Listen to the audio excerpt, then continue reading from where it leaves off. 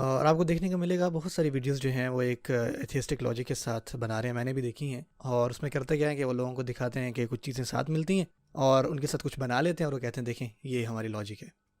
اور اس چیز سے نا مجھے ایک مناظرہ یاد آتا ہے امام ابو حنیفہ کا رحمۃ اللہ علیہ۔ ان کا مقابلہ ہوا تھا، کچھ لوگ تھے دہریہ کے، لغوی معنی ہیں ٹائمرز، وقت والے۔ اصل میں وہ لوگ یہ تھے جو یہ کہتے تھے کہ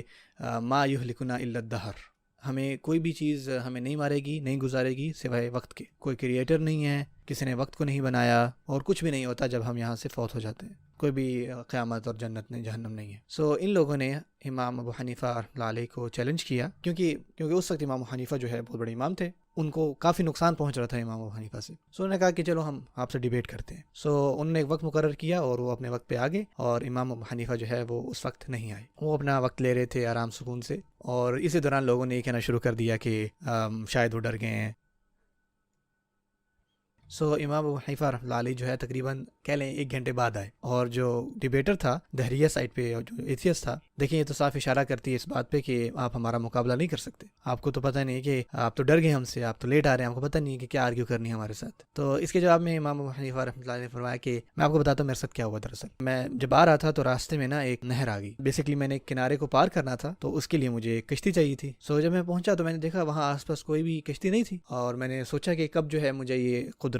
سب کچھ بنا کے دیتی ہے، کوئی کشتی نما چیز۔ میں وہاں انتظار کر رہا تھا کہ کوئی لکڑی کے تختے آ جائیں یا کچھ ایسا ہو جائے، اور دیکھتے دیکھتے یہ ساری چیزیں آئیں، اور پانی بھی آیا، اور لکڑی بھی آئی، اور زمین سے جو ہے وہ نیلز بھی باہر آئیں، ایک دم ہی خود بخود جو ہے نا ایک میرے سامنے کشتی تیار ہو۔ اور اس کے آخر میں اوبویسلی میں یہ اپنی الفاظوں میں بیان کر رہا ہوں، تو جب یہ سب ہو گیا تو میں اس میں بیٹھا اور میں نے وہ پار کیا، اور اس وجہ سے مجھے دیری ہو گئی۔ جو دوسرے لوگ تھے دہریہ، یہ سن کر وہ ہنسنے لگ گئے، وہ یہ کہتے کہ آپ کو لگتا ہے کہ ہم یہ بات مانیں گے؟ تو انہوں نے کہا کہ آپ لوگ یہ کہتے ہو کہ یہ سب کچھ جو ہے کہیں سے نہیں آیا، یہ سب جو ہے یہ بائی چانس ہو رہا ہے، کسی نے اس کو ڈیزائن نہیں کیا، اور تم لوگ حیران ہو رہے ہو میری اس کشتی کی کہانی پر۔ یہ بیسکلی ایک ایتھیسٹ کی لاجک ہوتی ہے، اور امام ابو حنیفہ نے ان کا اس طرح سے جواب دیا۔ دیکھیں ایک چیز ہے کہ آپ یہ کہہ دو کہ کوئی بھی خالق نہیں ہے، کریٹر نہیں ہے، اور دوسری طرف آپ یہ کہہ دو کہ کوئی بھی ڈیزائنر نہیں ہے، تخلیق کرنے والا کوئی نہیں ہے، لیکن آپ کے ارد گرد اتنی چیزیں پیچیدہ ہیں نا کہ اس بات کی کوئی تک نہیں بنتی ہے آپ یہ کہیں۔ تو امام ابو حنیفہ نے ایک سمپل فیکٹ کو، سمپل لاجک کو وہاں پہ ظاہر کیا ان کے سامنے، کہ آپ لوگوں کے یہاں پہ موجود ہونا ہی یہ ثابت کرتا ہے کہ آپ سے پہلے بھی کچھ تھا یہاں پہ۔ مثال کے طور پہ آپ اپنے آباء و اجداد کو مانتے ہو، ان کے بغیر تو آپ یہاں پہ تھے نہیں، آپ نے ان کو نہیں دیکھا، لیکن پھر بھی آپ کو پتہ ہے کہ وہ تھے تو آپ ہیں۔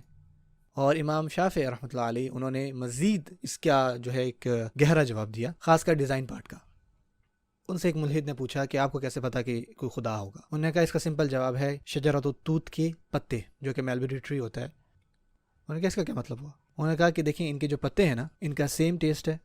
سیم کلر ہے، سیم اسمیل ہے، اور سیم ہی فارم ہے اس کی، لیکن جب اس کو کوئی سلک ورم کھاتی ہے تو سلک دیتی ہے، اور جب کوئی شہد کی مکھی کھاتی ہے تو وہ شہد دیتی ہے، اور جب کوئی بکری کھاتی ہے تو وہ دودھ دیتی ہے، اور جب کوئی غزال کھاتی ہے تو وہ مسک دیتی ہے۔ تو انہوں نے کہا کہ کون ہے جو ایک ہی چیز سے اس طرح کی چیزیں، ایک ہی چیز سے ڈفرنٹ چیزیں ہمیں عطا کر رہا ہے سوائے اللہ تعالیٰ کی؟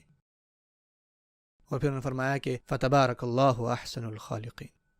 کہ کتنی بابرکت ہے وہ ذات اللہ تعالیٰ کی جو کہ سب سے بہترین تخلیق کرنے والا ہے۔ دیکھیں آپ کتنی خوبصورت بات ہے کہ سمپل چیزیں ہیں، جو امام ہیں وہ کس طرح سے جواب دیتے تھے ان چیزوں کے، ایک سمپل پتے سے انہوں نے اگلے کو لاجواب کیا، کہ اس کی کوئی تک ہی نہیں بنتی کہ اتنا کمپلیکس ڈیزائن جو ہے کسی ڈیزائنر کے بغیر آ سکے اس زمین پر۔